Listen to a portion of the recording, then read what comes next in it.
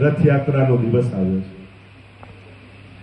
40 દિવસથી ત્રિદંડી સંન્યાસ ધારણ કરી, મૌન વ્રત ધારણ કરી, એક કોપીન ધારણ કરી અને ગંગાજીને ઘાટ ઉપર, રજ ઉપર મહાપ્રભુજી વિરાજે। 3 વાર આજ્ઞા પ્રભુની થઈ, હે શ્રી વલ્લભ, નિત્ય લીલા સ્વામીજી વગર સુની છે, ફરી પધારો, ફરી ભૂતલનો ત્યાગ કરીને લીલામાં પધારો।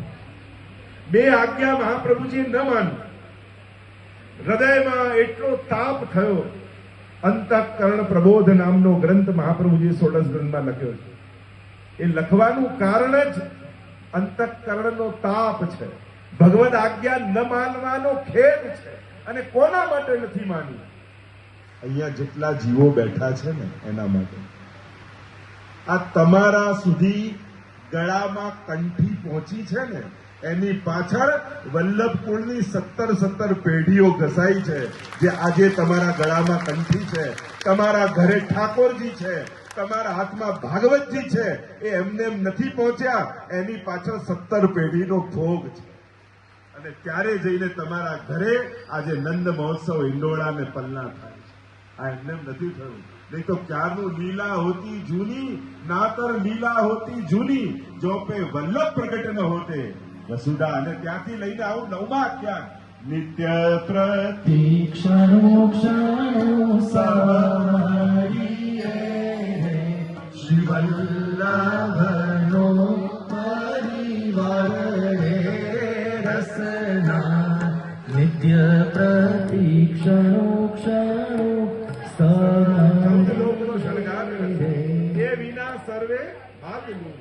तो आ परिवार महाप्रभुजी जी विस्तर्या न होत तो कदाच ए सारस्वत कल्पनु सुख कलयुगમાં તમને ન મળતું હોત। તમારું એક નાનકડું ઘર નંદાલય ન બન્યું હોત। એક એક એક એક જો વાતને ચર્ચા કરવા જાઉં ને તો આંખમાંથી આંસુ ઝરવા લાગશે કે વલ્લભ આજે પણ કેવી કૃપા કરી રહ્યા, મને કોઈ પણ રૂપે હોય પણ મહાપ્રભુજીની કૃપા વૈષ્ણવી સૃષ્ટિ પર આજે પણ એવી જ વરસી જ રહી। યશોદાજીને તો 11 વર્ષ ને 52 દિવસ સુખ મળ્યું, તમારા ઘરે તો 3 પેઢીઓથી ઠાકોરજી બિરાજે, 50 વર્ષથી ઠાકોરજી બિરાજે છે। યશોદાજી કરતા પણ અધિક સુખ શ્રી મહાપ્રભુજીએ તમને આપ્યું। એટલે જરાય ન્યૂનતા ન કરતા કે આજે મહાપ્રભુજી નથી, આજે લીલાનો, આજે પણ બધું જ એમ ને એમ અકબંધ છે જો દમલાજી હૃદયમાં પ્રગટી જાય છે। બસ જો એ દમલાજીનું હૃદયમાં પ્રાગટ્ય, વો પ્રાગટ્ય હોત હૃદય में, હૃદયમાં જો એ પ્રાગટ્ય થાય તો બધું એમને એમ અકબંધ છે।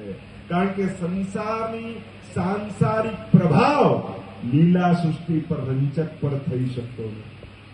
અલૌકિક આધિદૈવિક સ્વરૂપો ઉપર ગમે તેવો કાળ આવી જાય, એનો પ્રભાવ તેને કાળ કર્મ ન બાંધે રે, યમતે શિર ધનુષ ન સાધે રે, એવો માર્ગ શ્રી વલ્લભ વર્ણો જ્યાં નહીં પ્રવેશ વિદ્યા. તો જરા પણ ચિંતા ન કરતા, આ કાલ ગમે તેટલો કરાલ આવે, પુષ્ટિ માર્ગ પર એનો રંચક પર પ્રભાવ થવાનો નથી. જ્યાં લૌકિકતા હશે ત્યાં પ્રભાવ થશે, જ્યાં અલૌકિકતા હશે ત્યાં પ્રભાવ નહીં. સંભવ જ નથી, કાળની એ તાકાત નથી. અરે ઇન્દ્રની આગળ આગળી ચીંધી દે કે અરે સંભાળ કે આયો આન્યોર કહે, અને વાદળો વિખરાવા લાગે. અને ગુસાઈજીની આણ છે, વૈષ્ણવ કે તોય પાછા ઢળી જવું પડે. તો આ કાલની શું તાકાત છે કે આપણા ઘરમાં આવી અને પ્રવેશ કરી શકે, કે પ્રભાવ કરી શકે.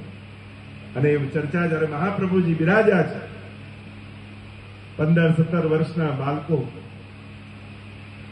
બે હાથ જોડીને મહાપ્રભુજીને સન્મુખ આવીને ખડા થઈ ગયા. અમારા માટે શું આજ્ઞા છે? આંખોમાં અશ્રુપાત છે, હૃદય ભરાયેલું છે. શ્રી મહાપ્રભુજીના આ નેત્રોથી હવે પ્રગટ દર્શન નહીં થાય, એનો તાપ છે. અને પ્રગટ મળે સુખ થાય ગિરધર, પ્રગટ મળે સુખ થાય. ભલે કણકણમાં બિરાજમાન હોય, પણ વૈષ્ણવને તો આંખીને એસી ટેવ પડી. અમારે તો આંખે જોવાની આદત છે, અમને તો કાને સાંભળવો છે. પુષ્ટિ માર્ગ એ કોઈ કલ્પનાનો માર્ગ નથી, ઉધારના વાયદા નથી. મર્યા પછી ક્યાં જશું, કયો લોક મળશે, એમાં અમને રસ નથી.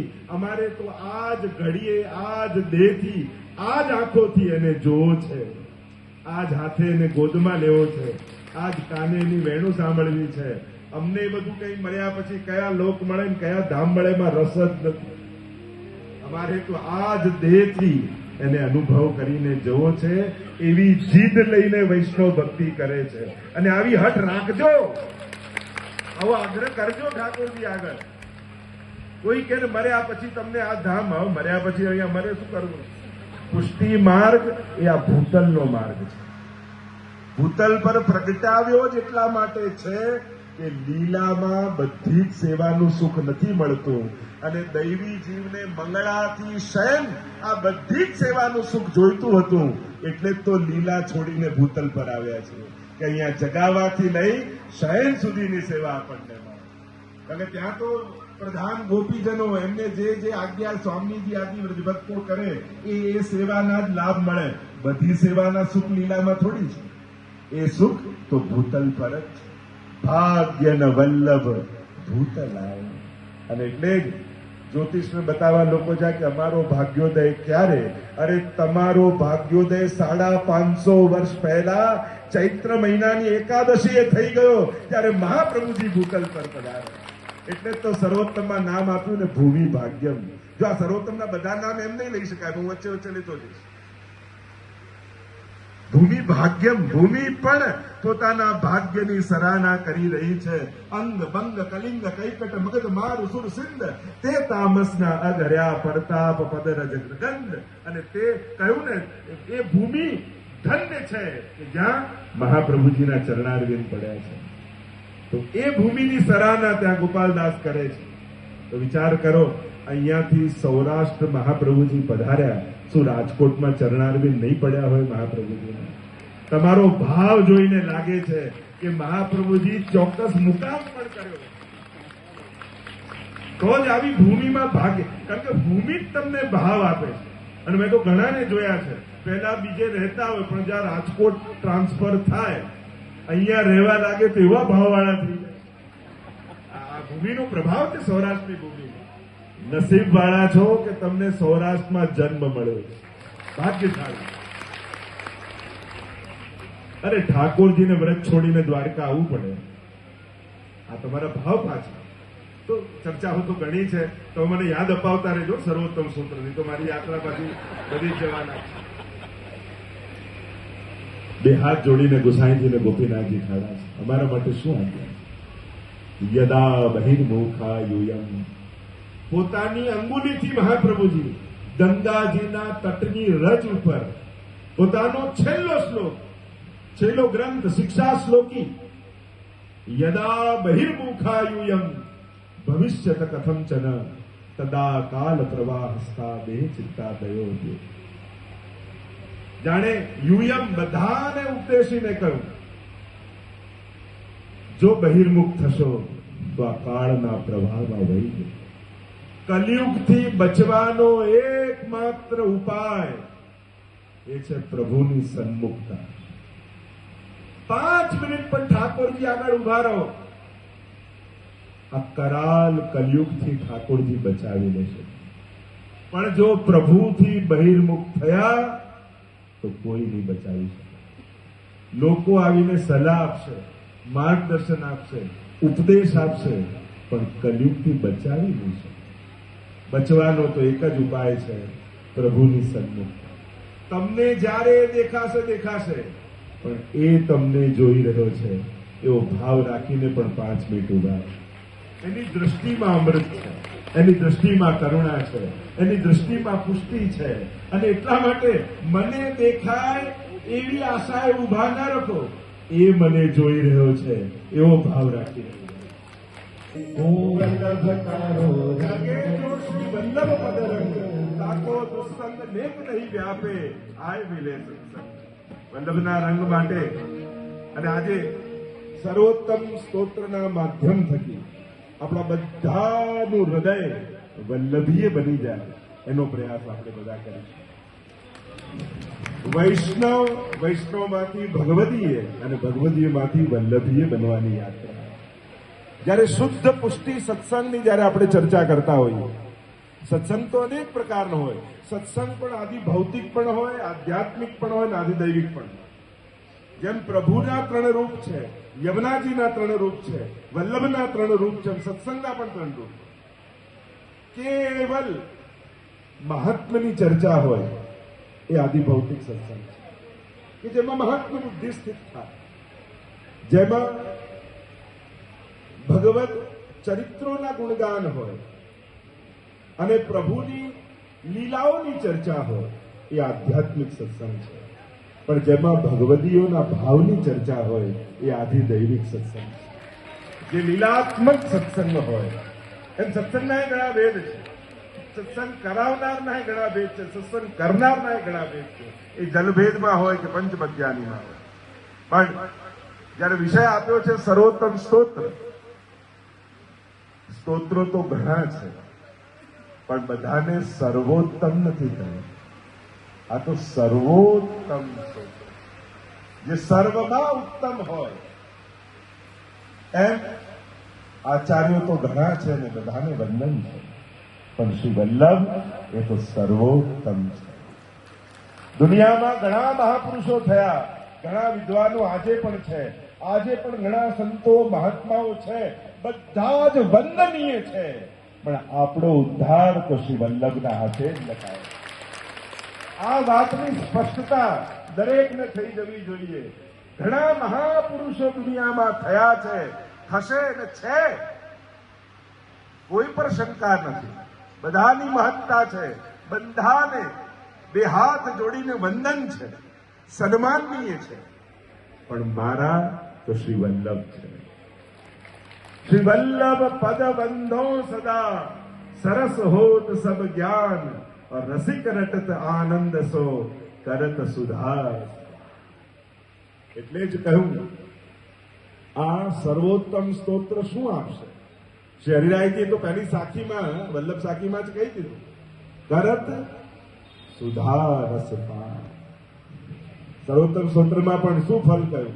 કૃષ્ણ ધરા મૃતા સ્વાદ સિદ્ધિ રત્ર નશંશ. એટલે કે આ કયું ફળ છે? સ્તોત્ર ફળ કયું છે? મહારાષ્ટ્રમાં વ્રજભક્તોને પ્રભુએ જે આપ્યું એ ફળ આજે કેવલ સર્વોત્તમ સ્તોત્રના પાઠથી મળી શકે. જે દુર્લભ સુધા છે, તો એ સ્તોત્ર જયારે કેન્દ્રમાં મૂકી દીધું છે મનોજભાઈએ કે એ વિષય પર ચર્ચા કરવાની છે. હવે આ વિષય એવો છે કે આમ સાગરની જેમ લહેરો આવતી જ જાય, આવતી જ જાય, આવતી જ જાય. કારણ કે આજે પણ વલ્લભનો ભૂતલ ઉપર પ્રગટ અનુભવ કરવો હોય તો સર્વોત્તમ સ્તોત્ર એનું શ્રેષ્ઠ સાધન છે. આજે પણ, અને અનુભવ પરથી કહું છું કે ગમે તેટલા સ્તોત્ર બધા છે, બધાની મહત્તા છે, પણ સૌથી પ્રભાવશાળી કોઈ સ્તોત્ર હોય તો સર્વોત્તમ સ્તોત્ર છે. અને ઘણી બધી એની કથાઓ, ચર્ચાઓ, પ્રસંગો અનેક અનેક ઐતિહાસિક લઈએ, એ શાસ્ત્રોક્ત લઈએ, બધી જ ચર્ચા કરી શકાય. પણ મારે તો ટૂંકમાં કણિકા તમને આપવાની, અને મહાપ્રસાદની તો કણિકા જ હોય ને. અરે યમુનાજી ભલે ગાગર ભરીને લાવો, પણ ગાગર પીવાય નહીં, એ તો આંગળીમાં જ લેવાય. યમુનાજીના તો પાન આ રીતે જ હોય ને. ચાલો સખી કરીએ શ્રી યમુના પાર, મહારાણી યમુનાને કરીએ પ્રણામ. તો શું યમુનાજીમાં વહેતો રસ જુદો છે? ઠાકોરજીના વેણુનાદમાં વહેતી સુધા કોઈ જુદી છે? શ્રી વલ્લભ કયું સ્વરૂપ છે? સૌથી પહેલા થોડીક વલ્લભના સ્વરૂપની ચર્ચા કરી લો તો સર્વોત્તમ સૂત્રમાં પ્રવેશ થાય. કારણ કે જો એ સ્વરૂપ જ નહીં સમજો અને કોઈ વ્યક્તિ માની લેશો, કોઈ મહાપુરુષ માની લેશો, તો વલ્લભના સ્વરૂપથી વંચિત રહી જશો. જેમ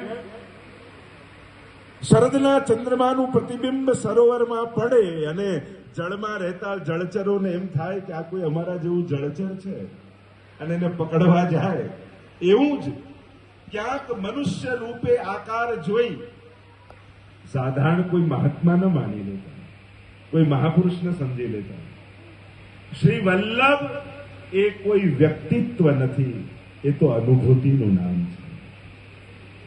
શ્રી કૃષ્ણને અનુભવ કરવા માટે શ્રી વલ્લભ ભાવરૂપ એ વલ્લભ જો હૃદયમાં ન બિરાજે તો કૃષ્ણ રસનો સંપૂર્ણ અનુભવ ન થઈ શકે. અને એટલે કૃષ્ણની અનુભૂતિ કરવા માટે વલ્લભીય બનવું બહુ જરૂરી છે. અને તમે કરો જ છો પ્રયાસ. સેવામાં શું કરો છો? બધું જ ભોગ ધરો, આ કરો, પછી નીકળી જાવ છો ના. શ્રી વલ્લભની કાનીથી આરોપ છે. વલ્લભીય બન્યા વગર પ્રભુ ક્યાં અંગીકાર કરવાના? કોઈ સામગ્રી ક્યાં સ્વીકારવાના? અરે જગાડતા પહેલા પણ જય જય શ્રી વલ્લભ પ્રભુ વિઠ્ઠલેશ સાથે નિજ જન પર કરત કૃપા ધરત હાથ હે માથે. મહાપ્રભુજીનું સ્મરણ કરી ચિત્ત વલ્લભીય ન બને તો ક્યાં જગાડવાનું પણ સામર્થ્ય આપણામાં છે. રોજ ઠાકોરજી તમને ભલે જગાડતા હોય, પણ એને જગાડવા માટે વલ્લભ હૃદયમાં ધારણ કરવા જ પડે. ત્યાં સુધી સેવાનો અધિકાર, કારણ કે વલ્લભ સ્મરણ ન થાય ત્યાં સુધી આ પંચ ભૌતિક દેહ કેવો છે? હાડ માંસ કી કોટડી और ભીતર ભરી ભરલા. હરિરાયજી યાદ આવી રહ્યા છે. કારણ કે મહાપ્રભુજીના ગુણગાન કરવા હોય તો શ્રી હરિરાયજીને સ્મરણ ન કરીએ તો વલ્લભને કેમ ગાઈ શકાય? દમલાજીને યાદ ન કરીએ તો મહાપ્રભુજીને કેમ ગાઈ શકાય? પદ્મનાભદાસજીને યાદ ન કરીએ તો શ્રી વલ્લભના ગુણગાન કેમ થઈ શકે? શ્રી ગોકુલેશ પ્રભુને યાદ ન કરીએ તો મહાપ્રભુજીની ગાથા કેમ ગાઈ શકાય? જેમ શ્રીજીને સ્મરતા પહેલા વલ્લભનું સ્મરણ કરવું પડે, એમ વલ્લભને સ્મરતા પહેલા આટલા તત્વોને યાદ કરવા પડે. દમલા સો અમલા. ગુસાઈજીને ગાતા પહેલા નાગજી ભટ્ટને યાદ કરવા પડે. તો આ બધા, કારણ કે કૃષ્ણ ભક્તિ એ ડાયરેક્ટ ભગવાનને મેળવી લેવા એ કૃષ્ણ ભક્તિમાં સંભવ નથી. ગઈકાલે મુંબઈમાં હું કહેતો હતો, પ્રેમ તત્વ એવું છે, પુરુષાર્થ સાધ્ય નથી કે હું વધારે કરી લઉં, દોડીને ત્યાં પહોંચી જઉં, આને પકડી લઉં, આને કરી લઉં. આ તો કોઈની કૃપાથી પ્રગટે. એમ તમે બધા આજે વલ્લભ સ્વરૂપને સમજવા માટે બેઠા છો. એટલે કદાચ કૃષ્ણ કથા ચાલતી હોત તો હું ન કહેત કે સાવધાન થાવ, પણ વલ્લભની ગાથા ગાઈ રહ્યો છું એટલે કહું સાવધાન થયા છું. આ એક અક્ષર પણ ક્યાંક એમને ચૂકી ન જતા, કારણ કે આ વલ્લભનો રસ સાધારણ નથી. અને એમાં પણ જયારે સર્વોત્તમ સ્તોત્ર ગાવા બેઠા હોય, કારણ કે સર્વોત્તમ સ્તોત્ર એ ગુસાઈજીએ રચ્યું નથી, ગુસાઈજીના હૃદયમાંથી પ્રગટ્યું છે. આના તો પ્રાગટ્ય હોય છે, કારણ કે રચના તો વ્યક્તિ પોતાના વિચારો પ્રમાણે કરતો હોય, અને પ્રાગટ્ય તો પ્રભુ કોઈને માધ્યમ બનાવીને પ્રગટતા હોય. ભાગવતજી વ્યાસજીની રચના નથી, સમાધિભાવનું દર્શન કર્યું છે અને હૃદયમાંથી પ્રગટ્યું છે ભાગવતજી. નહીં તો વ્યાસજીની મહત્તા થઈ જાય. પણ ભગવાન ભગવતા પ્રોક્તમ, ભગવાન બોલ્યા એ ભાગવત છે. એમ સર્વોત્તમ સ્તોત્ર એ ગુસાઈજીની રચના નથી. પ્રસંગમાં લઈ જાઉં તમને રચનાની. હાથ બતાવે છે શ્રીનાથજી બાબા, આવ આવ આવ આવ આમ બોલાવે છે હાથ, કે તું ગમે તેટલા ઊંડા ખાડામાં હોય, મારો હાથ બહુ લાંબો છે, હું ખેંચી લઈશ. અને ઠાકોરજી એને તાણી લે છે, ખેંચી લે છે. અને તાણાએ કોને? જે આવવા ના માંગતો એને જ ખેંચવો પડે ને, બાકી કોઈને ખેંચવો પડે? આપણને સંસાર ગમે છે. ઠાકોરજી આગળ સ્વીકારો કે પ્રભુ જેની જેની ના પાડી છે ને બધું મને ગમે છે, પણ મારે તમારા થવું છે. બોલો હવે શું કરવું છે? બધા શાસ્ત્રોમાં પાપ કયા એ બધા મારાથી થયા છે. પાપ થયા એનો અફસોસ નથી, ડર એનો નથી. પાપ મને ગમે છે એનો ડર છે. જો ગમતી વસ્તુ છોડાવી અઘરી થાય, ન ગમતી હોય ને તો માણસ પોતે છોડી દે. પાપની તકલીફ શું છે કલિયુગની? કે પાપ થાય છે એની બીક નથી, પાપ ગમે છે માણસ, અને એટલે છોડાવવું બહુ અઘરું થઈ જાય. વ્યસન માણસને ગમતું હોય એટલે છોડાવવું અઘરું થાય ને, બાકી એને નફરત થાય તો પછી કોઈ વાંધો નથી. પણ પાપ કરવું માણસને ગમે અને એટલે છોડાવવું બહુ અઘરું થઈ જાય. તો તે ચર્ચા કરી રહ્યા મહાપ્રભુજી શિક્ષા શ્લોકની ગ્રંથ લખી મૌન થયા. ગભરાયા શું થશે? આ જીવનું જો સન્મુખતા નહીં રાખે એ જ ક્ષણે ઇતિહાસ એમ કહે છે. સ્વયં નિકુંજ નાયક શ્રીનાથજી પ્રગટ થયા. ભય હતો કે કેમ સન્મુખતા રાખીશું, તો લખ્યું એ શ્લોક પૂરો કર્યો શ્રીનાથજીએ. મયી ચેદસ્તિ વિશ્વાસ શ્રી ગોપીજન વલ્લભે તદા કૃતાર્થાયુયમ હિ શોચનીયમ ન કરે છે. જો મુજ ગોપીજન શ્રીજીમાં તમને વિશ્વાસ છે તો તમે બધા જ કૃતાર્થ છો, એવી ઉદ્ઘોષણા શ્રીનાથજી બાબાએ કરી. કેવલ ભરોસો રાખજો, ઉગારનારા શ્રીનાથજી બાબા. આ બાહેધરી શ્રીનાથજી આપી છે. વૈષ્ણવો, તમે પુષ્ટિ માર્ગમાં આવ્યા છો, તમે આવીને નિશ્ચિંત થઈ જજો. હવે ચિંતા કરનારો શ્રીનાથજી બાબા બેઠો છે. કારણ વલ્લભની કંઠી તમારા ગળામાં છે. આ કોઈ સાધારણ ઘટના નથી વૈષ્ણવો. વલ્લભ જયારે હાથ પકડે છે ને ત્યારે શ્રીનાથજી બાબા બંધાઈ જાય છે તમારી સાથે. વલ્લભના નામની મારા છે ગોપમાં વલ્લભના નામની ગૌરવ કરજો. હું મહાપ્રભુજીનો સેવક છું. મારા છે ગોપમાં એટલે દુનિયાભરના મહાપુરુષોને વંદન, પણ મારા ગળામાં વલ્લભની કંઠી છે એ વાતનું મને ગૌરવ છે. વલ્લભના નામની હો મારા છે ગોપમાં. વૈષ્ણવ થવાનું અમને ગૌરવ છે. હમણાં તો આખું અભિયાન કર્યું 50 પ્રાઉડ ટુ બી એ વૈષ્ણવ. વૈષ્ણવ થવાનું મને ગૌરવ છે. એક વૈષ્ણવ કુળમાં જન્મ લેવાનું મને ગૌરવ છે કે મારો જન્મ ગયા જન્મના કેટલા પુણ્યો મેં કર્યા હશે, એક વૈષ્ણવ કુળમાં મારો જન્મ થયો. કારણ કે એ વૈષ્ણવ કુળમાં જન્મ થયો એ વાતનો આનંદ કેમ છે? કારણ કે આ કુળમાં જન્મ્યો તો વલ્લભ કુળની કંઠી મારા ગળામાં આવવાની. આ મારું સૌભાગ્ય લઈને હું પેદા થયો. એટલે હું કહું ને, આપણી વૈષ્ણવી યાત્રા શું છે? વૈષ્ણવ એક વ્યક્તિ બનીને જન્મીએ છે, વૈષ્ણવ બનીને જીવીએ છે અને વ્રજભક્ત બનીને જવાના છીએ. આ જ એક વૈષ્ણવ જન્મની યાત્રા. એક વ્યક્તિ બનીને લીધેલો જન્મ અને વ્રજભક્ત બનીને જવાની આપણી ગતિ. કારણ કે તમારી અન્યથા ગતિ મહાપ્રભુજી નહીં થવા દે. ભગવાન અપી પુષ્ટિસ્થો ન કરીષ્યતિ લૌકિકિંચ ગતિમ. તમારી અને વૈષ્ણવની ક્યારે પણ અધોગતિ નથી થતી. અરે અધોગતિ નહીં, સ્વર્ગ અને નર્કમાં પણ ગતિ, એ પણ લૌકિક ગતિઓ છે. કારણ કે એ પણ કર્મની ગતિ છે. નર્ક અને સ્વર્ગ એ પણ કર્મની ગતિ છે. ભગવાન કર્મ પ્રમાણે તમારી ગતિ નહીં થાય, તમારી તો કૃપા દ્વારા જ ગતિ થવાની છે. લીલામાં જ પ્રાપ્તિ થવાની છે. તમારી તો માળા પહેરામણી જ થવાની છે. કારણ કે માલા પહેરામણી એ કોઈને લીલામાં મોકલવા માટે નથી થતી. જેની લીલામાં પ્રાપ્તિ થઈ છે એની જ માલા પહેરાવવી. આ પ્રાપ્તિનો ઉત્સવ છે, પ્રાપ્ત કરાવવાનો ઉત્સવ નથી. આ કરવાથી પ્રાપ્તિ નહીં થાય, પણ આ બ્રહ્મ સંબંધી જીવ હતો અને ઠાકોરજી એનો લીલામાં ફરી સ્વીકાર કર્યો.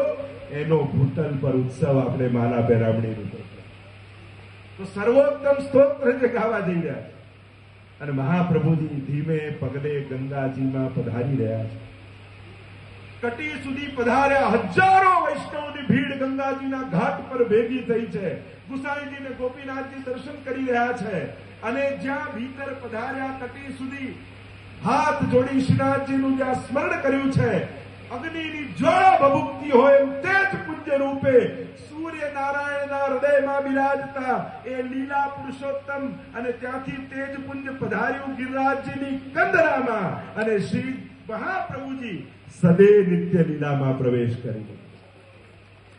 દંડવતી શિલામાં તમે દંડવત કરો છો એ ખરેખર ત્યાંથી તેજ પુંજ રૂપે મહાપ્રભુજીએ નિત્ય લીલામાં પ્રવેશ કર્યો. અને એટલે દંડવતી શિલામાં દંડવત કરાય છે, કારણ કે આજે પણ ત્યાં મહાપ્રભુજીનું પ્રવેશ દ્વાર છે લીલા. જેમ મુખારવિંદની પાસે સુંદર શિલા છે, બીજી ધોતી ઉપરણા ગણતાવજીના ભાવથી ખરેખર સુંદર શિલાની પાસે પૂજની શિલા છે. અને ત્યાંથી ગુસાઈજીએ લીલામાં પ્રવેશ કર્યો હતો સદો.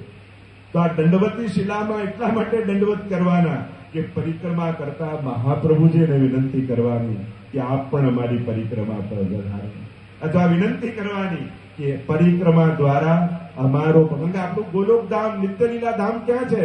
આકાશમાં ક્યાંય નથી, ગિરિરાજજીની ભીતર બિરાજી રહ્યું છે. લલિત વ્રજ દેશ ગિરિરાજ રાજે અને ખટ રીતુ રહત સદા ઘોષ શ્રીમંતીની સંગ. તો પ્રગટ ગોલોક ધામ, આ નિકુંજ ધામ, ખટ રીતુ દ્વાદશ નિકુંજો ક્યાં છે? ગિરિરાજજીની ભીતર. અને એટલે ત્યાં દંડવત કરીને તો ભાવો તો એટલા બધા. અને જયારે આ ભાવોને જાણો ને ત્યારે પરિક્રમા કરવાનો ભાવ જ બદલાય છે. એક એક સ્થળને એટલે જ કહું, પોતાની આંખે નહીં જોવું, શ્રી વલ્લભની આંખે જોવું. જયારે પણ અલૌકિક લીલાના દર્શન, મનોરથના દર્શન, બ્રજના દર્શન, જેમ સુરદાસજીને તો આંખોના આકારે નહોતા અને મહાપ્રભુજી મળ્યા અને મહાપ્રભુજીએ કહ્યું, સુરદાસ ગોકુલ કે દર્શન કરે. અને ફુટુરન ચલત રહેલું તનું મંદિર નંદાલયના આંગણામાં ઘૂંટણીએ ચાલતા નવનીત પ્રિયાજીના દર્શન. અરે લીલાના દર્શન કરવા માટે આંખોની પણ જરૂર નથી. સુદાસજી તો પ્રગટ આંખોના આકારે નતા, બધી લીલાના દર્શન કરતા. એટલે ગમે તેટલા ચશ્મા પહેરો, દૂરબીન લો, આ બધું તો ભૌતિક છે. લીલાના દર્શન તો કૃપાથી થાય, દૂરબીનથી ના થાય. અને એટલે તો અજ્ઞાન તિમિરાન દષ્ટ જ્ઞાનાંજન શલાકયા. આ જ્ઞાનનું અંજન એટલે શું? મોઢે કરવાનું, પુસ્તક લઈને વાંચવાનું ના. મહાપ્રભુજી કૃપા દ્વારા એવું ભક્તિનું અંજન આંજે છે કે બધી જ વસ્તુ લીલાત્મક થવા લાગે છે. આ અંજન છે. અને એટલે જ તો મહાપ્રભુજીને સેવામાં યાદ કરો છો કે હવે મારી આંખે લાલનને નથી જોવા, એ વલ્લભ આપને સ્મરણ કરું, આપની આંખે મારે હવે લાલનની ઝાંખી કરવી છે. આપ હવે મારા લાલનને મહાપ્રભુજી જુએ તો એમને કેવા દેખાય? મારે હવે એવા લાલનને. એટલે જે દેખાય છે એ નથી જોવું વ્રજમાં, જે જોવા આવ્યો છું એ જોઈને જોવું. આપણે શું જોવા ગયા હતા? આંખ તો ઘણું બધું જુએ છે. અને કેવલ આંખોથી જ દર્શન થતા હોત તો પછી બધાને દેખાય છે. દર્શન તો શ્રી મહાપ્રભુજી જે દ્રષ્ટિ આપે છે ને એનાથી. તો ચર્ચાઓ ઘણી છે, સર્વોત્તમ સૂત્ર પર ચર્ચા કરવી છે. અને મહાપ્રભુજી જયારે લીલામાં પ્રવેશ કર્યો, ગુસાઈજીને બહુ તાપ થયો. શ્રી વલ્લભના સ્વરૂપને કેમ જાણે, કઈ રીતે અનુભૂતિ થાય? અને આ જયારે તાપ થયો, આવ્યા માતૃચરણ પાસે. શ્રી મહાપ્રભુજીના સ્વરૂપને કેમ જાણે? ત્યારે કહ્યું, શ્રી વલ્લભનું સ્વરૂપ તો કમલાજીના હૃદયમાં બિરાજે. આપ એમની પાસે જાઓ. તો આપણે ત્યાં મહાપ્રભુજી આજ્ઞા કરે, કમલા ये मार्ग तेरे लिए प्रकट कियो है. એટલે કે પુષ્ટિ ભાવનું ધન, એ તિજોરી કમલાજીનું હૃદય છે. પણ એ તિજોરીની ચાવી ગુસાઈજી છે. જ્યાં સુધી વલ્લભ ગુસાઈજીની કૃપા ન થાય ત્યાં સુધી ભાવની તિજોરી ખુલે નહીં. અને આવ્યા દમલાજી પાસે, અને દમલાજીના પ્રસંગોને યાદ કરો, મહાપ્રભુજીને સમજવા. 2 પ્રશ્નોને યાદ કરો. પહેલો પ્રશ્ન પૂછ્યું ને, અને પ્રસિદ્ધ હું એમાં ચર્ચાનો વિસ્તાર નહીં કરું, પ્રભુથી પણ અધિક દાન બળો કે દાતા આ બધા જાણો. અને બીજો પ્રશ્ન, મહાપ્રભુજી દમલાજીને અડધી ગાદી દાબીને બિરાજતા પૂછ્યું કે ગુસાઈજીને શું કરીને જાણે છે? કે આપના પુત્ર, મેરો પુત્ર નહીં, મેરો ही સ્વરૂપ કરકે જાણીએ. આ 2 પ્રશ્નો સમજાય તો આખી પરંપરા સમજાય. અહીંયા દમલાજીએ કહ્યું, આપ તો સાક્ષાત વલ્લભ સ્વરૂપ છે. આપના તો રોમ રોમમાં વલ્લભ બિરાજે છે. સ્વવંશે સ્થાપિતા શેષ સ્વ મહાત્મ્ય સ્મયા. આપ કેવલ આપના સ્વરૂપનું સ્મરણ કરો. શ્રી વલ્લભ રૂપે જે આપના હૃદયમાં બિરાજે છે આપનું સ્વરૂપ, એનું સ્મરણ કરો. મહાપ્રભુજીના સ્વરૂપનો અનુભવ આપમેળે થઈ જશે. અને શ્રી ગુસાઈજી એકાંતમાં બિરાજ્યા. શ્રી વલ્લભના સ્વરૂપનો જાણવાનો તાપ આપના હૃદયમાં પ્રગટ થયો. અને સ્વરૂપ અનુભૂતિના 4 પ્રકાર: સંયોગ ધર્મ સ્વરૂપ, સંયોગ ધર્મી સ્વરૂપ, વિપ્રયોગ ધર્મ સ્વરૂપ અને વિપ્રયોગ ધર્મી સ્વરૂપ. સર્વોચ્ચ અવસ્થા વિપ્રયોગ ધર્મી સ્વરૂપ. અને એ વિપ્રયોગાત્મક ધર્મી સ્વરૂપ એવો ઉત્કટ વિરહ વલ્લભના સ્વરૂપનો થયો કે એ સ્વરૂપ પ્રગટ થયું. અને એ સ્વરૂપનો અનુભવ જ્યારે થાય ત્યારે એક જ ક્ષણે સર્વ લીલાઓના અનુભવ થવા લાગે. અને વિપ્રયોગ ધર્મી સ્વરૂપ ગુસાઈજીના હૃદયમાં મહાપ્રભુજીનું પ્રગટ થયું. અને બધા જ સ્વરૂપો એક સાથે ગુસાઈજીના નેત્રોની સામે પ્રગટ થવા લાગ્યા. અને એ સ્વરૂપને જોઈ ગુસાઈજીના મુખમાંથી એક એક નામ પ્રગટ થવા લાગ્યા. આનંદાય નમઃ, પરમાનંદાય નમઃ, શ્રી કૃષ્ણાચાર્ય નમઃ. અને અશેષ ભક્ત સંપ્રાર્થ ચરણાબ્જ રજો ધનઃ 108 સ્વરૂપ વલ્લભના દર્શન થયા. અને સર્વોત્તમ સ્તોત્રનું પ્રાગટ્ય ગુસાઈજીના હૃદયમાંથી નામ સ્વરૂપે થયું. જેમ ભાગવતજી શ્રીનાથજીનું વાંગમય રૂપ છે, એમ જ સર્વોત્તમ સ્તોત્ર શ્રી વલ્લભનું વાંગમય સ્વરૂપ. રચના નથી, પ્રાગટ્ય છે. અને પ્રાગટ્ય છે એટલે એ નામમાં સ્વરૂપ બિરાજમાન છે. અને આમ સર્વોત્તમ સ્તોત્રનું પ્રાગટ્ય છે. અને ઘણા બધા પ્રસંગો સર્વોત્તમજીના મહાત્મ્યના છે. મધુસૂદનદાસજીની વાર્તા, ત્યાં કામવનના બેઠક ચરિત્રની વાર્તા આવે છે. સંકલ્પ કર્યો કે જ્યાં મહાપ્રભુજીના પ્રગટ દર્શન નહીં થાય ત્યાં સુધી હું સર્વોત્તમ સ્તોત્રના અખંડ પાઠ કરું. કુંડમાં ઉભા રહી ગયા. અને 3 દિવસ થયા એટલે ગુસાઈજી પધાર્યા કે આવી હટ ન કરો, હવે મૂકી દો. એમને તો હઠ જ પકડીના કરવા જ છે. કરતા ગયા લાંબા કેટલા દિવસો પછી જયારે મહાપ્રભુજીએ કૃપા કરી આનો દેહ નહીં ટકે ત્યારે કહ્યું કે જયરાજ, મેં તો સાંભળ્યું હતું કે સર્વોત્તમ સ્તોત્રથી તુરંત આપ કૃપા કરો છો, આપનો વિલંબ કેમ? તો કે 3જા દિવસે ગુસાઈ જ રૂપે આવ્યું. એ કોણ હતું? તે ભેદ જોયો તો તને અંતરાય થયો, તે જો ભેદ ન જોયો હોત તો હું આવી જ ગયો. પુરુષોત્તમજી એમના ચરિત્રમાં સાવ 5 વર્ષની આયુ અને શાસ્ત્રાર્થ કરવા માટે કોઈ આવ્યું અને પડકાર ફેંક્યો. અને જો શાસ્ત્રાર્થમાં હારો તો પછી એમનો જે કંઠી હોય એ ધારણ શિષ્ય થઈ ગયો. 5 વર્ષના. અને પિતાશ્રી તો નાનપણમાં લીલા કરી ગયા, બારગામ પધારે, કોઈ હતું નહીં. પોતાની માતા પાસે આવ્યા. શાસ્ત્રાર્થ માટે વિદ્વાને પડકાર કર્યો છે, હું 5 વર્ષની અલ્પાયુનો બાળક, હું શું શાસ્ત્રાર્થ કરવાનો? અને માતૃચરણે કહ્યું, આ બાળક પણ સાધારણ બાળક નથી, આ વલ્લભના બાળક છે. 3 દિવસ સુધી સર્વોત્તમનો પાઠ કરો અને દરેક ગ્રંથનો પહેલો શ્લોક ને છેલ્લો શ્લોક વાંચી લો. આપને વાકપતિના વંશજ છો, બધું હૃદયારૂઢ થઈ જશે. અને સર્વોત્તમના પાઠ કરી પહેલો અને છેલ્લો શ્લોક વાંચ્યા. આટલો મોટો વયોવૃદ્ધ વિદ્વાન આવ્યો અને 2 ઘડીમાં તો પરાસ્ત 5 વર્ષના બાળકે કરી અને મોકલી દીધા. દંડવત કર્યા કે આપનો પ્રભાવ, મારો નહીં, મારી ભીતર બિરાજતા મહાપ્રભુજીનો આ પ્રભાવ. એવું આ સર્વોત્તમ સ્તોત્રનો પ્રભાવ છે. સુબોધની પણ વાંચતા હો ને ન સમજાય ને તો પહેલા સર્વોત્તમજીનો પાઠ કરો. શ્રી મહાપ્રભુજીના સ્વરૂપને સમજવા માટે. અને એટલે જ સર્વોત્તમજીનો પાઠ કરતા પહેલા પણ આપણે ત્યાં શ્રી વલ્લભના સ્વરૂપનું ધ્યાન કરાય.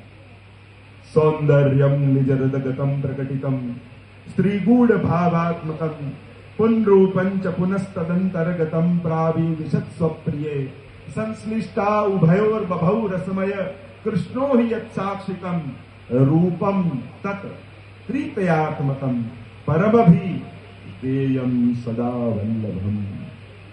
કેવું અદ્ભુત ધ્યાન છે. જો ધ્યાન પણ કોઈ સાધારણ વસ્તુ નથી. અત્યારે ચર્ચા કરીશ તો વિસ્તાર થઈ જશે. રૂપમ તત ત્રિતયાત્મકમ, એ ત્રિતયાત્મક સ્વરૂપની ચર્ચા. ભાવ, મેં કહ્યું ને, વલ્લભ વ્યક્તિ નથી, અનુભૂતિનું નામ છે. અને જ્યારે વલ્લભ સ્વરૂપની અનુભૂતિ થશે ત્યારે જ રસો વૈ સહ મધુરાધિપતેર અખિલમ મધુરમ, એ તત્વની અનુભૂતિ કરી છે. એટલે કે એ રસો વૈ સહ કૃષ્ણની અનુભૂતિ કરવા પહેલા પાત્રતા વલ્લભની અનુભૂતિ છે. અને એ ભાવ હૃદયમાં આવે એ રૂપમ તત ત્રિતયાત્મકમ. ત્રિતયાત્મક સ્વરૂપની ઘણા બધા પ્રકારની ચર્ચા છે. એક પહેલી ચર્ચા કરું તો રૂપમ તત ત્રિતયાત્મક સ્વરૂપ મહાપ્રભુજીનું. સર્વોત્તમ સ્તોત્રમાં પહેલા 3 નામ એ મુખ્ય છે. અને બાકી 35 નામો એ સહાયક છે. 35 ગુણ્યા 3 કરો, કેટલા થાય? રાજકોટ વાળાનું ગણિત બહુ પાકું. અને 3 નામ ઉમેરો તો આ 3 નામ આનંદાય નમઃ, પરમાનંદાય નમઃ, શ્રી નમસ્યાય. અને આ 35 નામ સહાયક કુલ થયા 108. 108 ના પણ અનેક પ્રકારના ભાવ આપણે ત્યાં છે. તો આ 108 નામ. તો પહેલું આનંદાય નમઃ, એટલે આનંદરૂપ કોણ છે? તો કે સાક્ષાત શ્રી કૃષ્ણ. એટલે રૂપમ તત ત્રિતયાત્મકમમાં 3 સ્વરૂપ, સાક્ષાત ઠાકોરજીનું, સ્વામીજીનું અને આચાર્યનું, સાક્ષી. આ 3 સ્વરૂપ. કારણ કે શ્રી મહાપ્રભુજીનું ભૂતલ પર પ્રાગટ્ય તો આપણે જાણીએ છીએ, પણ આ મૂળ સ્વરૂપનું પ્રાગટ્ય નિત્ય લીલામાં છે. અને નિત્ય લીલામાં જે સ્વરૂપ બિરાજે છે એ આખો લીલાનો પ્રસંગ કહેવામાં આવે છે કે એકવાર ઠાકોરજી નિકુંજમાં બિરાજ્યા છે અને રાધા રાધા રાધા વિરહ કરી રહ્યા છે. નિકુંજમાં પ્રભુ રાધાજીની પ્રતીક્ષા કરી રહ્યા છે. અને ભાવ એટલો ઉત્કટ થયો કે લીલા જગતમાં નામ અને રૂપ જુદા નથી. નામમાંથી જ રૂપ પ્રગટ થઈ ગયા. આ જેટલા અનંત કોટી ગોપીજનો છે એ શું છે? સ્વામીજીના હૃદયમાં કોઈ મનોરથ ભાવ જાગે, એ ભાવ જ સ્વરૂપાત્મક બનીને ગોપી બની જાય. ત્યાં બધું સ્વરૂપાત્મક છે. એટલે જ તો મહાપ્રભુજીનું નામ છે સાકાર બ્રહ્મવાદયિકા. આ સાકાર સ્વરૂપ એટલે શું? આકારે મૂર્તિ દેખાય એટલે બધું જ સાકાર છે. અહીંયા જે કાંઈ પણ જુઓ એ સાકાર સ્વરૂપે પ્રગટ થાય લીલામાં. આ અનંત કોટી ગોપીજનો શું છે? આ બધા હૃદયમાં જાગેલા ભાવો જ તો ગોપી બનીને પ્રગટ થાય છે. તો અહીંયા રાધા રાધા રાધા જાપ થઈ રહ્યો છે ને રોમ રોમમાંથી રાધાજીનું સ્વરૂપ પ્રગટ થયું. અને એટલામાં સ્વામીજી પધાર્યા અને એમણે જોયું કે હું પ્રભુને મળવા માટે આટલી ઉતાવળી થઈને આવી અને ઠાકોરજીની તો ગોદમાં કોઈ બિરાજે છે. પ્રગટ થયા હતા સ્વામીજી અને નારાજ થઈ ગયું, પ્રભુ મારી જોડે તો વાત જ ના કરતા, મારે જોવા જ નથી આપને, પીઠ દઈને બિરાજી. ક્રોધ, અરે એમના માટે તો હું અહીંયા વિરહ થયું, ઉત્કટ વિરહમાં બળી રહ્યો છું, ઝૂરી રહ્યો છું અને મારાથી નારાજ તો જાઓ સ્વામીજી, હું પણ આપની જોડે વાત કરું. એ પણ પીઠ દઈને બિરાજી ગયા. પણ બંનેની તકલીફ એ છે કે એક ક્ષણ એકબીજાને જોયા વગર રહી શકે. માન લીલા તો રોજની લીલા છે, એટલે તો પડાવે માનના પદ ગાવ છે. કારણ કે માન ધરે ને મનાવે પછી તો રાસ થાય, અને માન હટે નહીં તો રાસ ન થાય. અને એ ગોપીજનો પ્રતીક્ષા કરતા રહે કે રાસ શરૂ ક્યારે થશે. અહીંયા હવે ગૂઢ ચર્ચાઓ છે. ઠાકોરજીના હૃદયમાં બે ભાવ બિરાજે છે, પુંભાવ અને સ્ત્રી ભાવ. ઠાકોરજી અને સ્વામીજી બંનેનો ભાવ, એટલે સ્વામીજીના હૃદયમાં પણ બંને ભાવ બિરાજે છે. તો પ્રભુથી સહન ન થયું અને ઠાકોરજીના હૃદયમાંથી સ્ત્રી ભાવ પ્રગટ થયો, સ્વામીજીના હૃદયમાંથી પુંભાવ પ્રગટ થયો અને ત્રીજો સાક્ષી ભાવ પ્રગટ થયો. બંનેની લીલાના દર્શન કરનારો, બંનેના મનોરથોને પૂર્ણ કરનારો, અને આ ત્રણેય સ્વરૂપ ભેગા થયા અને ભેગા થઈ વલ્લભ સ્વરૂપ લીલામાં પ્રગટ થયું. પણ હજી નામ પડ્યું નથી. ઠાકોરજીને મનાવ્યા. સૌથી પહેલા એ વલ્લભ ત્રિતયાત્મક સ્વરૂપ ગયું સ્વામીજી પાસે અને કહ્યું કે ઠાકોરજીની પાસે બીજું કોઈ નહોતું, આપનું જ ભાવાત્મક સ્વરૂપ બિરાજતું હતું અને આપ આ રીતે રીસાવ છો. સ્વામીજી કહે રીસાઈ તો ગયા, પણ મનાવું કઈ રીતે? આપ જઈને મનાવો. અને જઈને ઠાકોરજીને પણ મનાવ્યા. સ્વામીજી તો આપના ક્ષણ વગર પણ રહી શકે એમ નથી અને બંનેને મનાવી, સ્વામીજીને મનાવીને લાવ્યા ઠાકોરજી પાસે અને સ્વામીજી બંને ઘૂંટણીએ ઠાકોરજી પાસે બેઠા, બે હાથ જોડ્યા અને નિત્ય લીલામાં પંચાક્ષર મંત્રનું પ્રાગટ્ય થયું અને બોલ્યા, હે કૃષ્ણ હું તમારી છું, હે કૃષ્ણ હું તમારી છું, હે કૃષ્ણ હું તમારી છું. અને ત્યાં જ પ્રભુએ ગળે લગાડ્યા. બંને યુગલ સ્વરૂપને બિરાજમાન સ્વર્ણના સિંહાસન પર ત્રિતયાત્મક સ્વરૂપે કર્યા અને ઠાકોરજી અને સ્વામીજી બંને બિરાજ્યા હતા. અને ત્યારે નીચે ચરણમાં બિરાજી આ સ્વરૂપને જ્યારે બંને યુગલનું માન દૂર કર્યું તો એટલું બધું વહાલ આવ્યું બંને યુગલને, એટલે મસ્તક પર હાથ મૂકીને કહ્યું, તું અમને બંનેને અતિ પ્રિય છે એટલે તારું નામ અમે શ્રી વલ્લભ રાખ્યું છે. એટલે વલ્લભાખ્ય સર્વોત્તમ સ્તોત્રમાં નામ છે મહાપ્રભુજી. અને આ નામ ભૂતલ પર કોઈ વ્યક્તિએ નથી પાડ્યું, નિત્ય લીલામાં યુગલ સ્વરૂપે પાડ્યું છે. અને વલ્લભનો અર્થ થાય પ્રિય. આપણે કે પ્રાણ વલ્લભ, ગોપીજન વલ્લભ, એટલે જે અતિ પ્રિય હોય એને વલ્લભ કહેવાય. અને જ્યારે આ નામ કર્યું ત્યારે વલ્લભ સ્વરૂપે બે હાથ જોડી, શ્રી એટલે સ્વામીજી, કૃષ્ણ એટલે ઠાકોરજી, એટલે અષ્ટાક્ષર મંત્રનું પ્રાગટ્ય નિત્ય લીલામાં થયું. શ્રી કૃષ્ણ શરણમ મમ, શ્રી કૃષ્ણ શરણમ મમ, શ્રી કૃષ્ણ શરણમ મમ. આમ અષ્ટાક્ષરનું પ્રાગટ્ય છે. વાંધો નહીં, હોત કોલાહલ, છેલ્લા દિવસોમાં કોલાહલ તો થાય. તમને જગ્યા ન મળી હોત તો તમે આવું જ કરતા હો. બોલો હોરી કે રસિયા કી જય, વસંત વિહારી લાલ કી જય. ખેલમાં તો ચાલે, ખેલવા દો.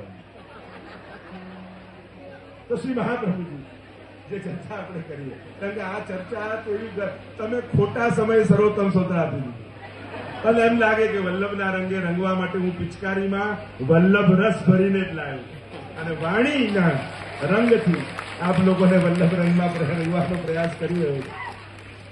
તો ત્રણ સ્વરૂપ, આનંદાય નમઃ એટલે સાક્ષાત ઠાકોરજી, પરમાનંદાય એટલે આનંદને જે માણે પરમાનંદી થાય. તો કૃષ્ણને કોણ માણે છે? તો કે સ્વામીજી. તો પરમાનંદાય કહીને સ્વામીજી રૂપ થાય મહાપ્રભુજી છે. અને આ બંનેની લીલાનું જે સાક્ષી ભાવે દર્શન કરે એ છે શ્રી કૃષ્ણ. હાસ્ય એટલે મુખારવિંદ. કારણ કે તમને કોઈ ઓરડામાં બંધ કરે, મોંઘામાં મોંઘા કપડા આપે, મોંઘામાં મોંઘા દાગીના આપે, પણ એ ઓરડામાં અરીસો ના હોય તો આનંદ આવે કેમ? કેવલ પહેરી લેવાથી પૂર્ણ આનંદ નથી થતો. પહેરીને સાક્ષી ભાવે એના દર્શન કરવાથી પછી પૂર્ણતાનો અનુભવ થાય. એમ ઠાકોરજી ને સ્વામીજી લીલા કરવા માત્રથી પૂર્ણાનંદનો અનુભવ નથી કરતા. તૃતીય ભાવે, સાક્ષી ભાવે એ લીલાને પોતે માણે ત્યારે સર્વોચ્ચ આનંદનો અનુભવ થાય. તો વલ્લભ થકી જ યુગલ સ્વરૂપને સર્વોચ્ચ આનંદનો અનુભવ થાય છે. એટલે એમની કાની આપણે આપી, કારણ કે આ સાક્ષી સ્વરૂપ છે, ત્યારે જ રસપૂર્ણ અનુભવ કરાય છે. તો આમ એ પૂર્ણાનંદનો અનુભવ. તો રૂપમ તત ત્રિતયાત્મકમ, ત્રીજો અનુભવ, ત્રીજો ભાવ, રસાત્મક, વિરહાત્મક અને ભાવાત્મક. રૂપમ તત ત્રિતયાત્મકમ. શ્રી વલ્લભ પોતે વિરહાત્મક સ્વરૂપ છે. વિરહાનુભવૈકાર છે. સર્વત્યાગોપદેશક. એક એક નામ તમે જો, પ્રતિક્ષણ નિકુંજસ્થ લીલા રસસ્સુ પૂરિત. પરમાનંદાસજીના ઘરે પધાર્યા, કછું ગાવ હરી તેરી લીલા કી સુધી આવે. 3 દિવસ સુધી મૂર્છિત થઈ ગયો. સમય છે, વ્યાકુળ થઈ રહ્યા છે. હા, એટલે ત્યાં બેઠા બિચારા. બોલો હોરી કે રસિયા કી જય. વસંત વિહારી પાછળથી જોરથી બોલો હોરી કે વસંત વિહારી લાલ કી જય. આજ કે આનંદ કી જય. આજ કે કોલાહલ કી જય. આનંદ કેવા છેલ્લા દિવસોમાં તો આવું જ હોય. એટલે જ ક્યાં કહેતો હતો હું, ખાસ ખેલના રશિયામાં 2 જણા વિલન કહેવાય. એક સાસ અને બીજી નણંદ. સાસ લડેગી રે ને સાસ ડુકરિયા મેરી બરી કોઈ. અને જેને તકલીફ ઘરમાં હોય ને તો જોર જોરથી ગાય. અને કીર્તનિયાજીને કે આ લાઈન 2 વાર લેજો. પણ મૂળ સાસ કોણ? જેના આવવાથી રસ શોષાઈ જાય એ બધા સાસુ જ છે. અને નંદ કોણ? નંદ એટલે આનંદ.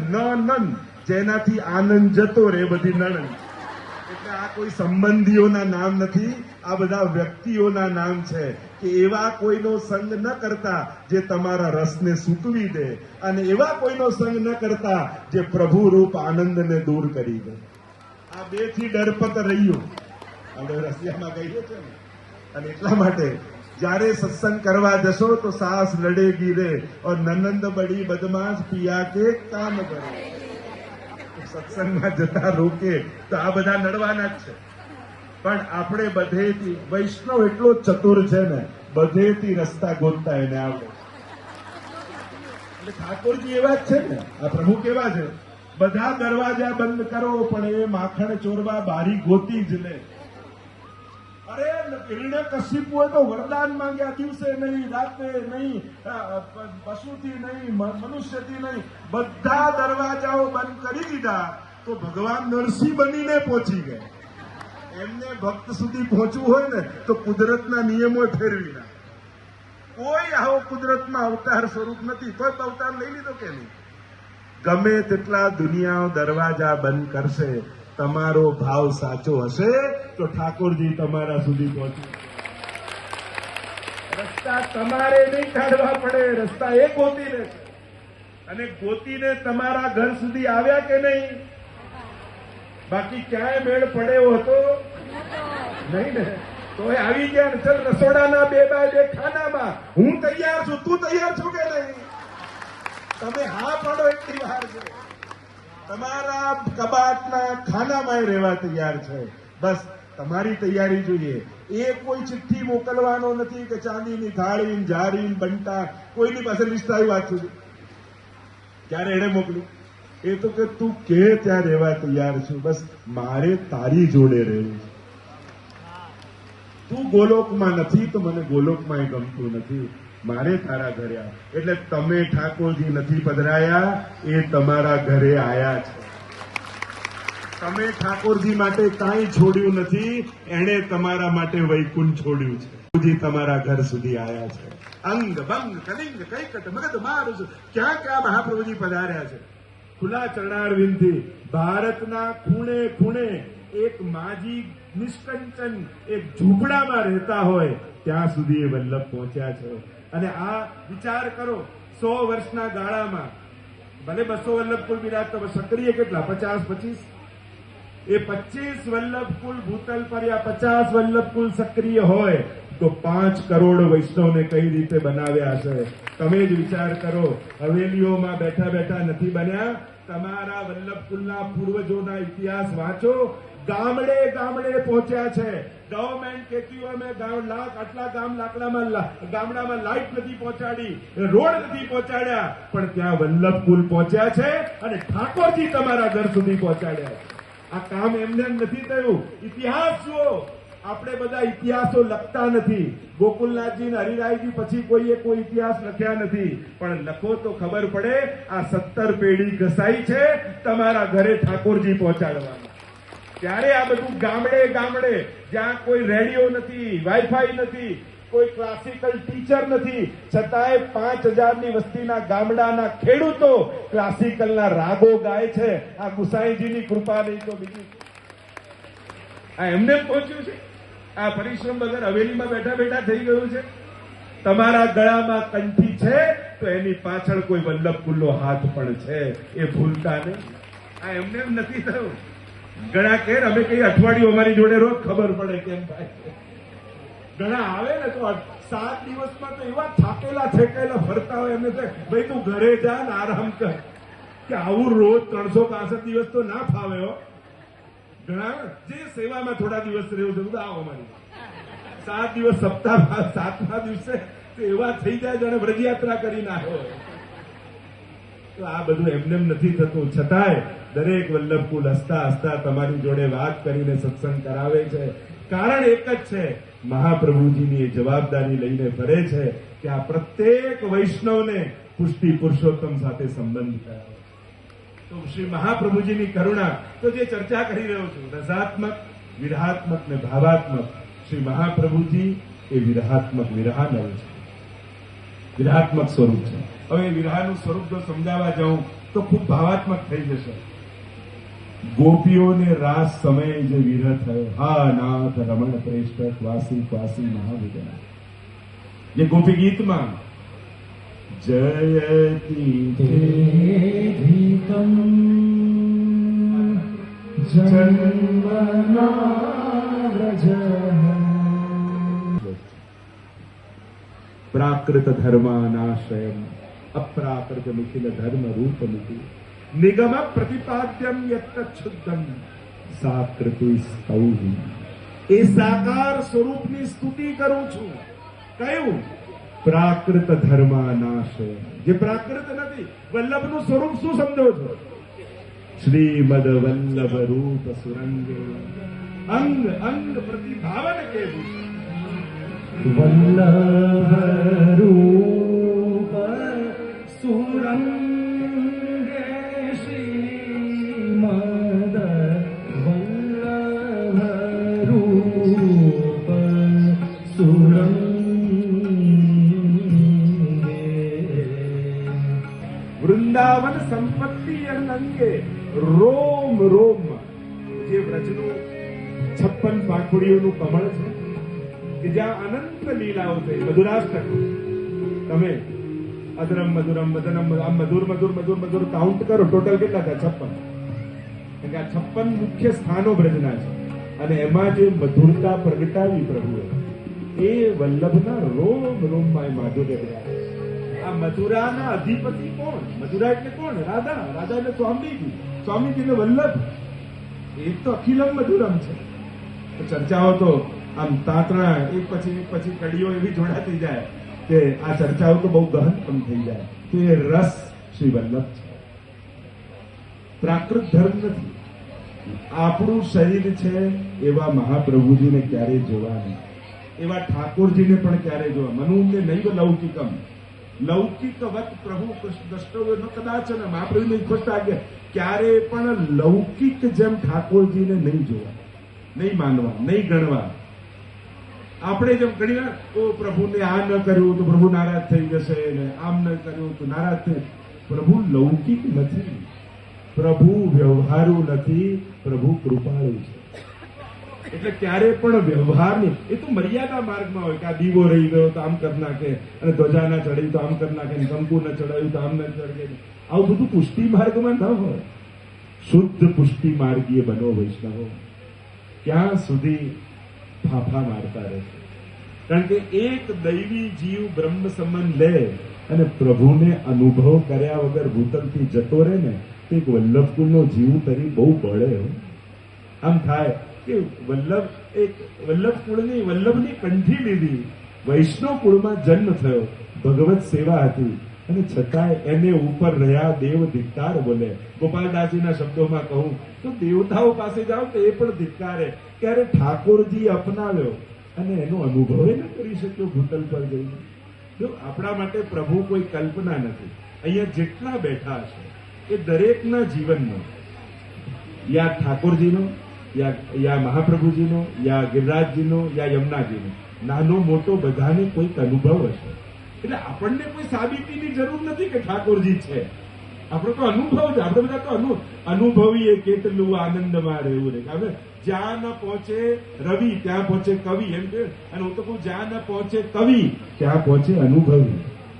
જે આપણો બધાનો અનુભવ છે, ગિરિરાજ બાવાનો, યમુનાજીનો, ઠાકોર. આપણને કોઈ સાબિતીની થોડી જરૂર કે આ શાસ્ત્રમાં લખ્યું છે એટલે માનો, આનો અનુભવ છે. ના, અમારો અનુભવ છે ભાઈ. યમુનાજી તો કૃપાળુ છે, ગિરિરાજ બાવા તો પરમ ભગવતી છે, શ્રીનાથજી બાવા તો કેવા સાક્ષાત રસો વૈશ્ય છે. અને એટલે આપણા પ્રભુ તો પ્રગટ છે. આપણો તો અને વૈષ્ણવ આત્માનું કલ્યાણ નહીં કરો ને તો આ સંસારનું પણ કલ્યાણ નહીં સાધી શકે. અનુભવ કરીને જજો ને. અનુભવ કરવા માટે આમ ભટકતા રહ્યો કે વિસ્તાર ન વધારો, ઊંડાણ વધારો, ચિંતન વધારો, રસ વધારો. કોઈ ગમે તેટલું તમને ભણાવે યા જ્ઞાન આપે, પણ જો લોકોની નિંદામાં તમને પ્રેરે ને તો એનાથી દૂર થઈ જાય. ક્યાંય કોઈની નિંદા ચર્ચામાં ન પડતા, નહીં તો ભગવત ભાવ જતો રહેશે. વિશુદ્ધ ભક્તિ કરે એ, કારણ કે પ્રેમ લક્ષણા ભક્તિ સુધી પહોંચવું છે તો આ બધી ચર્ચાઓથી નહીં થાય. આ ગોખી લઉં, આ ભણી લઉં, બધું બરાબર છે, પણ ગઈકાલે હું કહેતો હતો, વિદ્વાન નિંદક કરતા અબૂધ ભગવદીય સંગ, કે જેના સંગથી ભગવત ભાવ પ્રગટે ને એવાનો સંગ કરજો. અંતઃકરણ પવિત્ર થાય ને, દોષ દેખાડે ની દોષ દ્રષ્ટિ જ ખતમ કરી નાખે ને એવાનો સંગ કરે, કે જેથી ક્યાંય કોઈના દોષ ન દેખાય. આપણે તો હરિરાયજી કેમ વલ્લભ સાખીમાં ઉનકે મન કી વો જાને, બધાને સુધારવાનો ઠેકો થોડી આપણે લીધો. આપણે તો આપણી જાતને સુધારી લઈએ તો બરોબર છે. એટલે હવે લક્ષ્ય બનાવજો કે દુશ્મન ક્યાંય કોઈ બહાર નથી. આપણી જ કામનાઓ, આપણી જ ઇન્દ્રિયો, આપણી જ લાલસાઓ એ તો દુશ્મન છે. આપણે બધાને બીજા પર આપણી જ કામનાઓ બીજાને અવસર આપે છે, મોકાઓ આપે છે. જો આપણું જ અંતઃકરણ પવિત્ર હશે એટલે સારા માણસોને ગોતો, માણસમાં સારાઈને ગોતો. અને એટલે જ કહ્યું કે ત્યારે ભગવદગીતાનો ભાવ આવશે તો દરેકની ભીતર ભગવદીપણું આવશે. તમે વૈષ્ણવતાને શોધતા શીખો, અને જ્યારે સત્સંગ દ્વારા એવી દ્રષ્ટિ પ્રાપ્ત થશે. એમ ઘણી વાર આપણે શું થાય, આ ભલે કીર્તન સારા ગાતો હોય પણ ક્રોધી બહુ છે, એમ ને, ભલે આટલો ક્રોધી છે પણ કીર્તન બહુ સારા ગાય છે. જોવાનું આ રીતે છે, વ્યક્તિ એ જ રહે છે, જોવાના દ્રષ્ટિકોણ બદલી નાખે. આ માળાજી ભલે સારા બનાવતા હોય પણ નિંદા બહુ કરે છે. નિંદા ભલે કરે છે પણ માલા બહુ સારી બનાવે છે. તમારા મનમાં પ્રધાનતા કોની છે એ બધું. એટલે હું તો ખરેખર કહું ને, સીધે સાદી વાત, લોકો ભલે કે કોઈ પ્રગટ ગુરુનો આશ્રય જરૂરી છે આ દુનિયામાં. ભક્તિ માર્ગમાં જો પ્રગટ કોઈ વલ્લભ કુલનું સાનિધ્ય પામશો ને તો જ આ બધાથી મુક્ત થવાશે. ભલે લોકો ગમે તે કે આમ છે, આમ છે, આમ છે, પણ પ્રગટ માથે હાથ મૂકનારો ગુરુ સાક્ષાત કોઈનું સાનિધ્ય નહીં હોય ને કોઈ ભાવ જાગશે નહીં. ગમે તેટલા, કારણ કે આ પ્રયાસો સાધ્ય છે જ નહીં. કોઈ એક એવો પવિત્ર મહાપુરુષ જેની પાસે બેસવાથી મન પવિત્ર થતું લાગતું હોય ને તો એ મહાપુરુષ જ છે. કૃષ્ણ પ્રેમથી ભરી દેતું હોય ને એ ગુરુ જ છે. જેની પાસે બેસવા માત્રથી ઠાકોરજીમાં પ્રેમ આવવા લાગે, આંખોમાં જળજળી આવવા લાગે, ભગવત ભાવથી હૃદય ભરાવા લાગે, એના ચરણ ક્યારે છોડતા નહીં. કારણ કે પ્રભુ પણ મળે ને, ગોપીઓને રાસમાં ઠાકોરજી મળ્યા તોય મનમાં મદ આવી ગયો. વિચાર કરો, એક હાથ ઠાકોરજીનો પકડ્યો હતો તોય મદ આવી ગયો, તો ક્યાં જવું? તો એક હાથ ઠાકોરજીનો પકડ્યો હોય ને તો બીજા હાથથી વલ્લભના ચરણ પકડી રાખવા, જેથી અહંકાર ના આવી જાય, ભાવથી વંચિત ન થઈ જાય. એટલે કોઈ પ્રગટ જીવંત મહાપુરુષ જેનાથી સાનિધ્ય, જેને સાંભળતા, જેની નિકટતાથી અંતઃકરણ પવિત્ર થવાય, બોલવાની જરૂર ન હોય, જેની નિકટ બેસીએ ને તો જાણે ગંગાજીમાં સ્નાન કરીને બહાર આવ્યા હોય ને એવી પવિત્રતાનો અહેસાસ થાય ને, એના ચરણ છોડતા. અને ચરણ પકડવા એટલે કે એની પગત પકડી રાખવા એ નથી થતું, એની આજ્ઞામાં જીવવું એ જ એની શરણાગતિ છે. એ જ એના ચરણને પકડવું છે. એના વચને જીવવું એ જ એના ચરણને પકડવા બરાબર છે. કારણ કે આપણે ક્યાં કઈ બધું ભણવા જવાના ને જાણવા જવાના, આપણે તો એની આજ્ઞામાં જીવતા જઈએ બસ. અને આપણા દરેક પ્રશ્નોના ઉકેલ સહજ એને સાંભળતા સાંભળતા મળવા લાગે. કારણ કે કંઠી અને બ્રહ્મ સમન તો મહાપ્રભુજી જ આપે છે ને એ જ આપી શકે છે. પણ જ્યાં થકી મહાપ્રભુજી નિકટ લાગવા લાગે ને એના અનુસરણ કરવા લાગજો તો ચોક્કસ શ્રીનાથજી બાબા પાસે લઈ જશે. તો શ્રી વલ્લભનું સાનિધ્ય પ્રાકૃત નથી, પણ કયું દયા નિજ મહાત્મ્યમ કરિષ્ઠન્ન પ્રકટમ હરી. કારણ કેમ દયા આવી? કલી કાલક મચ્છન્ન દષ્ટિત્વા વિદુષામપી સંપ્રત્ય વિષયસ્તસ્ય મહાત્મ્યમ સમ. કારણ કે કલિયુગે મોટા મોટા મહાપુરુષો ને વિદ્વાનોની બુદ્ધિ પણ હરી. પહેલા કલિયુગ એવો પ્રભાવી છે ને એને, કારણ કે અત્યારે અભણને બગાડવો બહુ અઘરો છે, ભણેલાને બગાડવો સાવ છે. કારણ કે આ દુનિયા અભણોએ નથી બગાડી, ભણેલા ગણેલાઓએ જ બગાડી છે. આ મોટા મોટા કૌભાંડો અભણો નથી કરતા, ભણેલા ગણેલાઓ જ કરે છે. એટલે દુનિયા બગડી, લોકો કે આ ગામડાઓના લોકો એનાથી નથી બગડતું, દુનિયા ભણેલા ગણેલાઓ જ બગાડે છે. વિદ્વાનોની બુદ્ધિ ગ્રસિત થઈ છે, ભગવાનને ઓળખવા અસમર્થ થયા. જ્યાં પ્રભાવ દેખાય, જ્યાં તે મહાત્મા દેખાય ત્યાં દોડવાના. આપણો ઉદ્ધાર તો મહાપ્રભુજીના હાથે જ લખાયો છે. આ વાત રોજ યાદ કરજો. દુનિયાનો કેટલો મોટો મહાત્મા કેમ ન હોય, એને વંદન છે, પણ મારો ઉદ્ધાર તો વલ્લભના હાથે જ થવાનો છે. આ વાત ભૂલતા નહીં. ગમે ત્યાં ફાફા મારી આવો, તમારો હસ્તમેળાપ તો વલ્લભ જ કરાવશે. એ જ કૃપા કરવાના છે. આ વાત યાદ રાખજો. તો મને